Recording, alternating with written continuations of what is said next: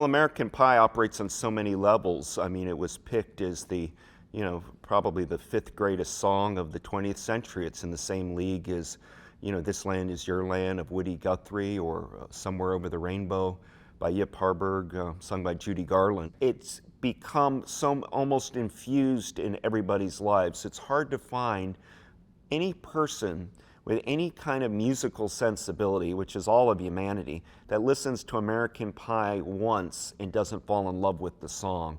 And so it's almost sui generis, unique among compositions of the 20th century, and its enduring appeal. So Don McLean pulled a magic rabbit out of his hat in his career with that song. I don't think that there's really any other anthem as treasured as that in the 20th century.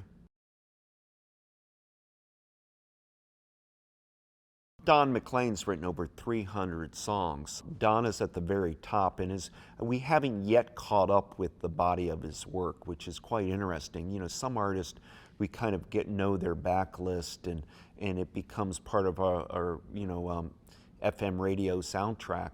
With everybody, about 3 or 4 of Don's songs are that way, but I think in the coming years you'll find, really for the next centuries to come, people doing cover versions of his songs. He is an extraordinary songwriter.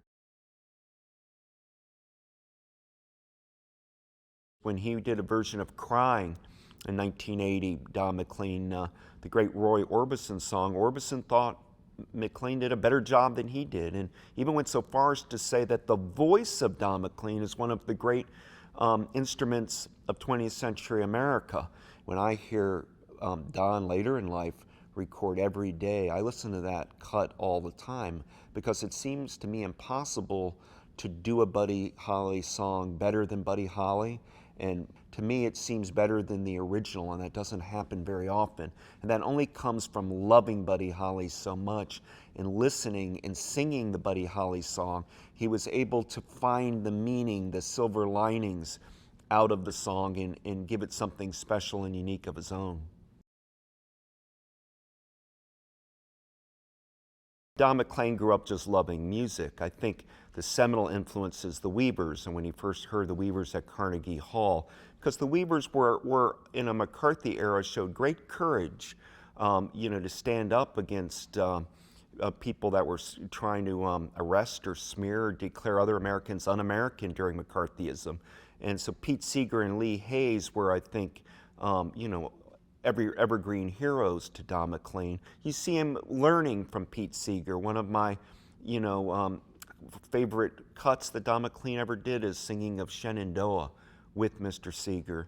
And you have Pete Seeger doing a cameo on Homeless Brother, singing along with it, which is my number one after American Pie. My favorite Don McLean song is Homeless Brother.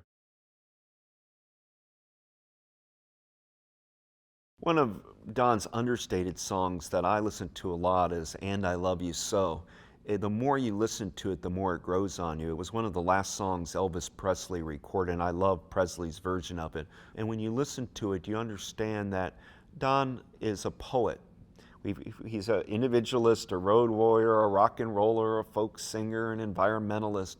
But he's a poet in our midst, and he's able to capture and move people with a love song like few others. He's like a Byron or Keats in that regard. He can just bring you right into that song and make you feel love.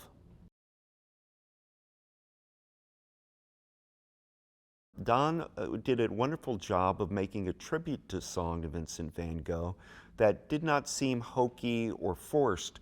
It seemed organic, and many people took to it. And it made Van Gogh, started a revisionism, a resurgence of Van Gogh, not with art critics per se, but with the general public. And so suddenly you would have people that loved the song Vincent van Gogh traveling to Europe just to visit the Van Gogh Museum in Amsterdam, because the song made him into a folk hero, not just a great artist.